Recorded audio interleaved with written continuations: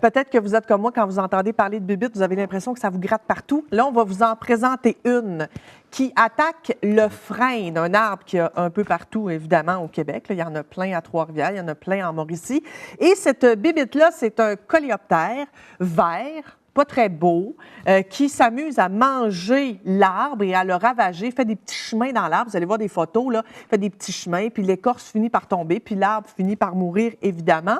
On a avec nous le vice-président direction des développement des affaires de GDG Environnement, une fierté de Trois-Rivières, Monsieur Régent Bergevin. Je parlais de la compagnie, mais vous aussi, là, la fierté. Bonsoir, Mme Bolduc. Bonjour, ça va bien? Très bien. Alors, vous, là, vous avez décidé que vous vous attaquiez à ce problème-là. À la grêle du frêne. Oui, avec une méthode biologique, comme on l'a toujours fait, c'est notre mission. On s'attaque avec des moyens écologiques à des problèmes collectifs depuis 35 ans. On l'a fait dans le contrôle des insectes piqueurs, dont on a un programme déjà à Trois-Rivières depuis quelques années, puis depuis l'année dernière à Pointe-du-Lac. Je crois que ça peut vous intéresser. Mais on a découvert c'est une innovation totalement 100% québécoise qui a été développée par l'Institut, l'INRS, Institut Armand Frappier, et le Service canadien des forêts, qui relève de Ressources naturelles Canada, qui est à Québec. Alors, ces deux chercheurs-là ont travaillé pendant un certain nombre de temps, Claude Gartin et Robert Lavallée, dans un concept qui nous permet maintenant de s'attaquer de façon écologique à la problématique de la grêle du frêne. La grêle du frêne, il faut comprendre que pourquoi c'est un problème. C'est un insecte qui vient de l'Asie, de la Chine. Fait que quand les insectes viennent de l'extérieur puis qu'ils s'en viennent chez nous, ils n'ont pas les ennemis naturels pour contrôler le niveau des populations. Fait qu'ils se reproduisent. Puis, ils ne meurent pas. Et puis, ils ne meurent pas, puis il n'y a personne qui les attaque, puis il n'y a pas de contrôle naturel comme nos insectes indigènes. Est-ce que ça sert à quelque chose, cet insecte-là?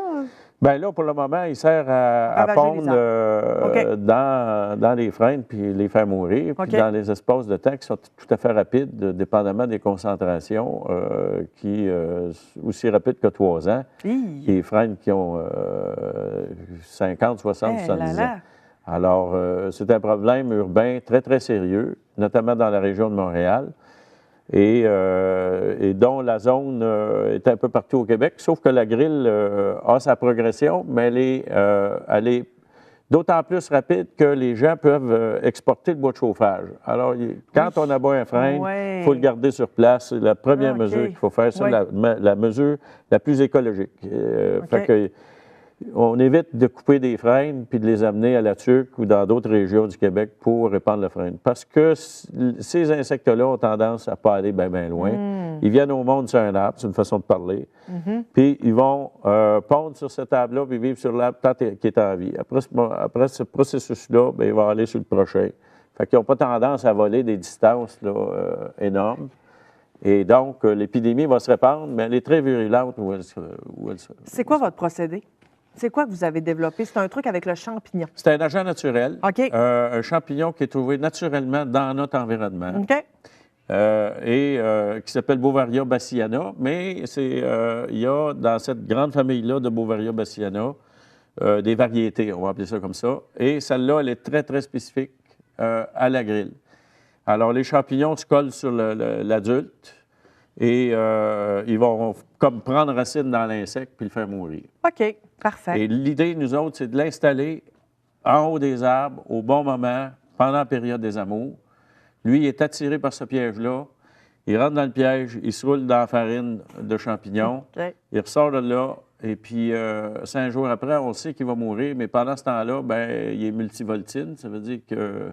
Il y a plusieurs blondes en même temps. C'est ça. Il y a plusieurs blondes en même temps. Fait qu'il va les contaminer. Et donc, l'objectif, c'est d'en contrôler la population et de minimiser l'impact de la ponte sur les frênes pour améliorer leur survie. Bien, je vous félicite parce que tout ça est fait, évidemment, de façon biologique pour le bien-être de l'environnement. Je veux prendre 30 secondes pour revenir sur le contrôle des insectes piqueurs. Vous me disiez avant l'entrevue qu'il n'y a rien de nocif. Rapidement, qu'est-ce que vous mettez dans l'air, vous disiez? Pour le contrôle des insectes piqueurs, c'est encore une méthode biologique. C'est une bactérie qui existe naturellement dans le sol, ici à Trois-Rivières ou ailleurs, mais qui a été manufacturée, si vous voulez. Et là, on nourrit des larves de maringouins et de mouches noires. Et puis, et on fait ça au printemps, tout au cours de l'été, là, dépendamment, je ne rentrerai pas trop dans le technique, mais l'idée, c'est que la bactérie elle génère un arrêt d'alimentation des larves, puis OK. éventuellement, ils meurent. Et il n'y a vraiment rien de nocif. Je vous remercie, M. Bergevin, d'être venu. Merci beaucoup. C'est vraiment très intéressant. Puis il y a un numéro de téléphone qui va apparaître dans le bas de l'écran.